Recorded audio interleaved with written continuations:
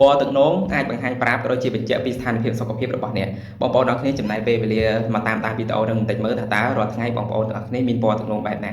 តើតើនឹងរាងកាយរបស់មនុស្សយើងពេលណាដែលយើងមានបញ្ហាសុខភាពអីមួយវានឹងបង្ហាញប្រាប់បងប្អូនទាំងគ្នាតើតើបងប្អូនយកចិត្តទុកដាក់តាមរៀនសង្កេតមើលរាងកាយព្រោះការដែលយើងគិតថាយើងសុខភាពល្អឬក៏មិនល្អហ្នឹងយើងមិនបានវាស់ទៅលើរាងកាយឬក៏រូបរាងខាងក្រៅទេគឺវាចេញសញ្ញាពីខាងក្នុងមកថ្ងៃហ្នឹងបងប្អូននឹងមិនដឹងពីពណ៌ទឹកនោមសួរថាតើបងប្អូននៅក្នុងស្ថានភាពមួយណា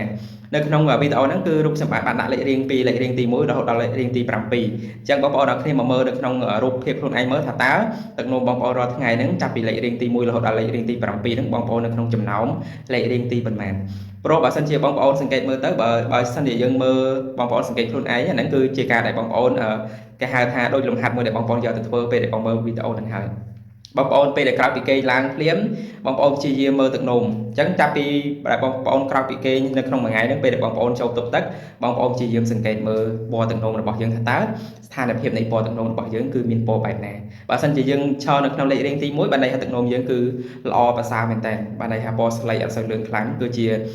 បង្ហាញប្រាប់ស្ថានភាពថាយើងញ៉ាំទឹកគ្រប់គ្រាន់យើងញ៉ាំអាហារល្អហើយតម្រង់នោមឬក៏សុខភាពរាងកាយយើងនេះគឺអត់មានបញ្ហាសុខភាពធ្ងន់ធ្ងរទេតែបើសិនជាករណីយើងដល់លេខរៀងទី7លេខរៀងទី6ហ្នឹងបានន័យថាស្ថានភាពសុខភាពបងប្អូនគឺចាប់ផ្ដើមមានបញ្ហារឿងទី1វាកំពុងបង្ហាញក៏ជាប្រាប់បងប្អូនថាបងប្អូនទទួលទានទឹកអត់គ្រប់គ្រាន់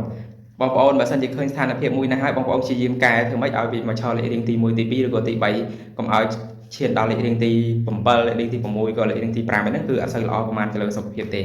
រឿងនេះគឺជាទូនីតិក៏ដូចជាភារកិច្ចបងប្អូនខ្លួនឯងដែលយកទៅអនុវត្តធ្វើម៉េចកែប្រែស្ថានភាពទឹកនោមបងប្អូនគឺឲ្យមកប្រសើរឲ្យល្អទាំងអស់គ្នាព្រោះការដែលបងប្អូនញ៉ាំអីចូល